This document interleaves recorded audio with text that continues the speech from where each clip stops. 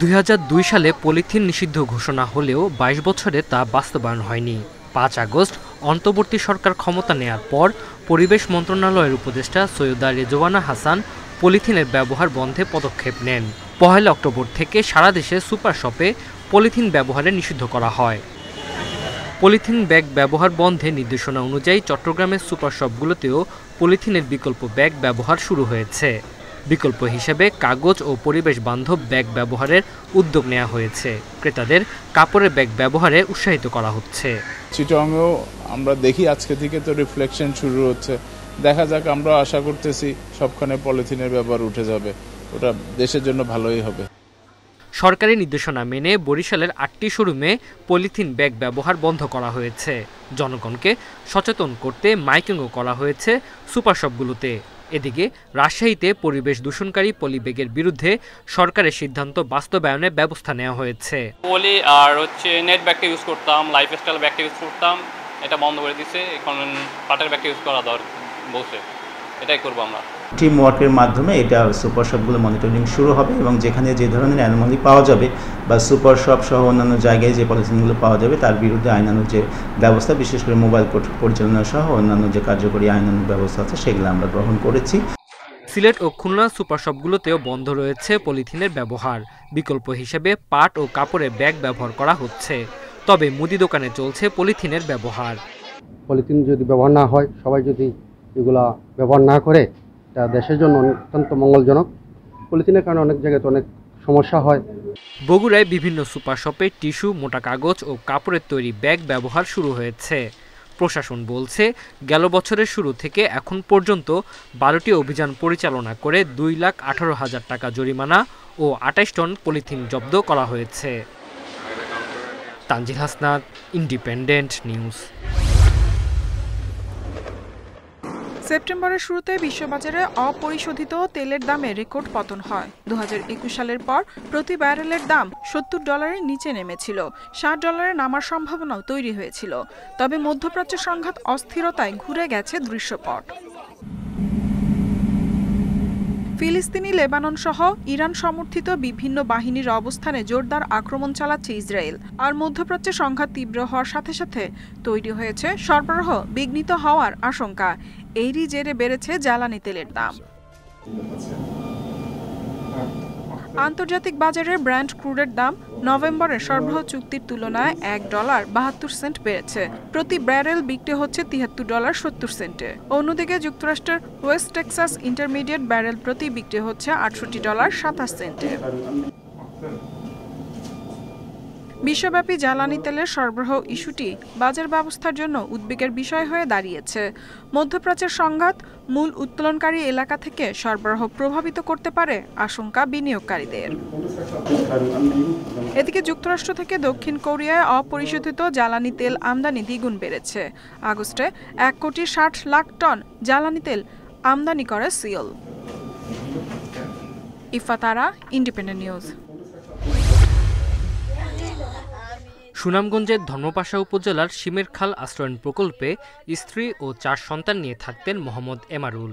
সোমবার রাতে তাদের ঘরে ধোঁয়া দেখে এগিয়ে আসেন প্রতিবেশীরা। আগুন বাড়লে প্রতিবেশীদের পাশাপাশি এলাকার মানুষও জড়ো হন। এক পর্যায়ে ঘরের দরজা ভেঙে আগুন নেভানো হয়।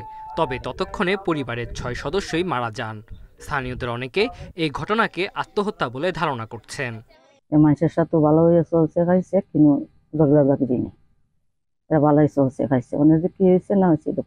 আমরা পানি আইনা খুঁজে তাড়াতাড়ি করো, নদী থেকে পানি আনো, এই থেকে পানি আনিয়া সবাই মিলিয়া একত্রভাবে আগুনদারে থামাইলাম।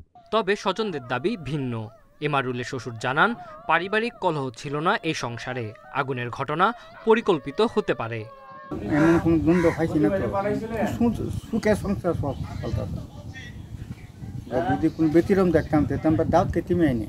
হত্যা নাকি আত্মহত্যা, তদন্তে নেমে পুলিশ 2 বিষয়ই বিবেচনায় নিচ্ছে। থানার পাশাপাশি তদন্ত করছে পিবিআইও। ঘটনাস্থল পরিদর্শন করলাম, তারপরে ওই যে লাশগুলা আইডেন্টিফাই করার চেষ্টা করছি। লাশগুলো তো শনাক্ত আছে এবং লাশগুলো উল্টোপাট করে দেখলাম সম্পূর্ণ একবার পুড়ে গেছে, মাথার কুলেগুলো একটু আছে। আর পরবর্তীতে কীভাবে ঘটনা ঘটছে একটু সময় লাগবে, আমরা তদন্ত সাপেক্ষে ব্যবস্থা করব। এটা শর্ট সার্কিট হতে পারে অথবা অন্য কোনো কারণে আগুন লাগতে পারে, বা এটা আসলে তদন্ত ছাড়া পট করে বলা মুশকিল। এমারুল ধর্মপাশা উপজেলার বাসিন্দা। ভূমিহীন হওয়ায় প্রায় 4 বছর আগে জয়শ্রী ইউনিয়নের শিমের খাল আশ্রয়ণ প্রকল্পে পরিবার নিয়ে বসবাস শুরু করেন। Independent news. ভিসার দাবিতে ব্যাপক বিক্ষোভ এবং হুমকিমূলক ইমেল দেওয়ার প্রেক্ষিতে 20,000-এর বেশি বাংলাদেশি ভিসা আবেদনকারীর পাসপোর্ট ফেরত দিয়েছে ঢাকার ভারতীয় হাইকমিশন। গতকাল সোমবার এক প্রতিবেদনে ভারতের সংবাদ মাধ্যম টাইমস অফ ইন্ডিয়া এ খবর জানিয়েছে। গত আগস্ট মাসে শেখ হাসিনা সরকারের পতনের পর থেকে বাংলাদেশি নাগরিকদের জন্য ভারতীয় ভিসা পরিষেবা অনির্দিষ্টকালের জন্য স্থগিত থাকায় পাসপোর্টগুলো ভারতীয় হাইকমিশনের তত্ত্বাবধানে ছিল। প্রতিবেদন অনুযায়ী হাসিনা সরকারের পতনের পর দুই দেশের মধ্যে উত্তেজনা বৃদ্ধি পাওয়ায় এমন সিদ্ধান্ত নিয়েছিল ভারতীয় হাইকমিশন। তবে পরবর্তীতে সীমিত সংখ্যক জরুরি ভিসার আবেদনগুলোর প্রক্রিয়া শুরু করা হয়। এর মধ্যে কিছু ব্যতিক্রম ভিসা আবেদন, যেমন মেডিকেল ইমার্জেন্সি, স্টুডেন্ট এবং তৃতীয় দেশে ভ্রমণের জন্য প্রয়োজনীয় ডাবল এন্ট্রি ভিসা অন্তর্ভুক্ত রয়েছে। আর এর কারণে হতাশাগ্রস্ত আবেদনকারীদের অনেকেই ব্যাপকভাবে হাই কমিশনে ইমেইল করেছেন। এমনকি কিছু ইমেইলে ভাঙচুরের হুমকিও রয়েছে। টাইমস অফ ইন্ডিয়া জানায়, বাংলাদেশ ভারতের একটি গুরুত্বপূর্ণ ভিসা আবেদনকারী দেশ। শুধু 2023 সালে প্রায় 16 লাখ বাংলাদেশি নাগরিকের ভিসা ইস্যু করেছিল ভারত, যার মধ্যে প্রায় 4.5 লাখ ভিসা ইস্যু হয়েছিল চিকিৎসার উদ্দেশ্যে। যেহেতু বাংলাদেশে অন্যান্য দেশের কূটনৈতিক মিশনের সংখ্যা সীমিত, তাই বাংলাদেশিরা প্রায়ই ইউরোপ সহ অন্যান্য দেশে ভিসার জন্য ভারতের ওপর নির্ভরশীল। এখন দুর্গাপূজা ঘনিয়ে আসায় পশ্চিমবঙ্গে উৎসবে যোগ দেওয়ার জন্য ভিসার আবেদন বৃদ্ধির আশঙ্কা দেখা দিয়েছে। অবশ্য উভয় দেশের সরকার পরিস্থিতি স্বাভাবিক করার চেষ্টা করছে বলে জানিয়েছে ভারতীয় সংবাদ মাধ্যম টাইমস অফ ইন্ডিয়া। চিকিৎসা আপৎকালীন ছাড়া বাংলাদেশিদের ভারতীয় ভিসা দেওয়া হবে না বলে সম্প্রতি জানিয়েছেন ভারতের পররাষ্ট্র মন্ত্রণালয়ের মুখপাত্র রণধীর জয়সওয়াল।